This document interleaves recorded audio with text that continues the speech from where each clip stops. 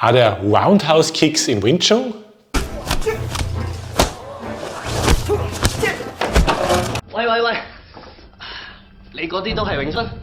This video is not only about my opinion to this topic, I also had the chance to discuss this very interesting topic with Grandmaster Donald Mak, and also he shares his view later on in this video.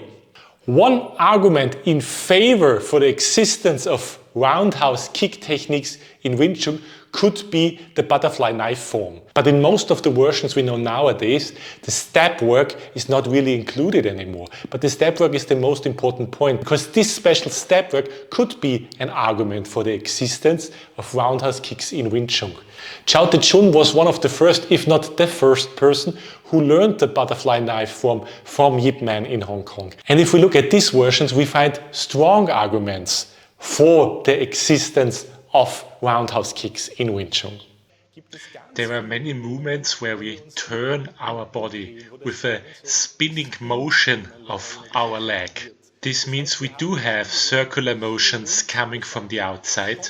I've been told that Chow Te Chun also liked to use that move as a kick, both with or without a weapon in his hand. This kick is not very high, but still, it's a kind of roundhouse kick. So I also asked Grandmaster Donald Mak about his opinion, and what he explains is that we first of all have to ask ourselves the question how in general kick power can be generated in such a close range as Wing Chun normally operates. And the answer of this question also leads to the question about roundhouse kicks.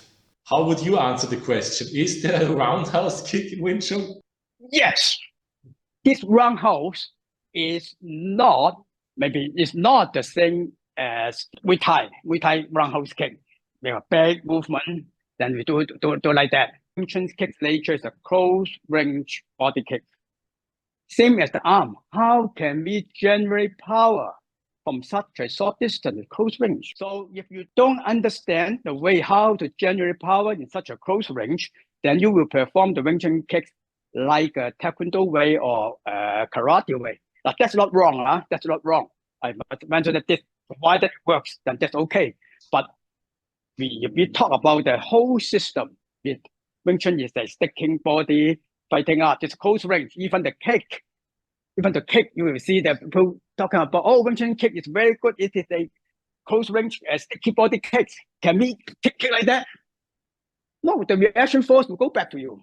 So we must, if you do the long range kick, then you must, then the kick can send out. We can generate power because of distance. But for Wing Chun, no hand, no feet, in such a close range, how can you generate power? Two ways. One is like a chum kill from low to high. So the contact point, the reaction force will go to the supporting leg. Now it's not this kick. If this kick, because we are, the principle is we do not allow to lean. How to stable? Like chum kill from low to high. Is the kick is kind of from low to high like that. Or from high to low, is close range, close up second gate from high to low. Either from low to high or from high to low. This is one way to generate power for the Wing Chun kick. Second is use circular movement. Use circular movement. So remember, just now I talked about two forms of kick. One is vertical, one is horizontal. So in such a close range, if I kick him here, it's not allowed that already too close.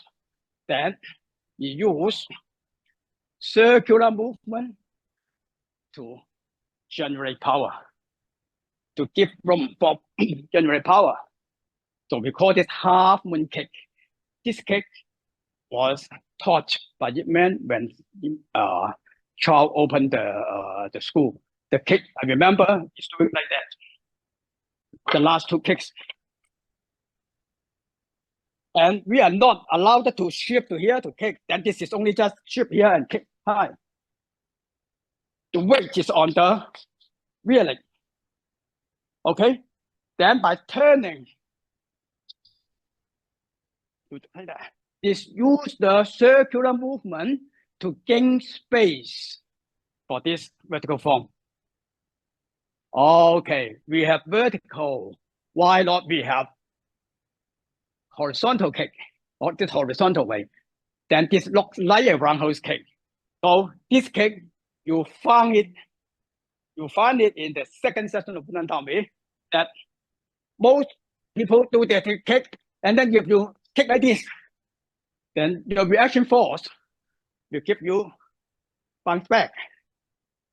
So this is go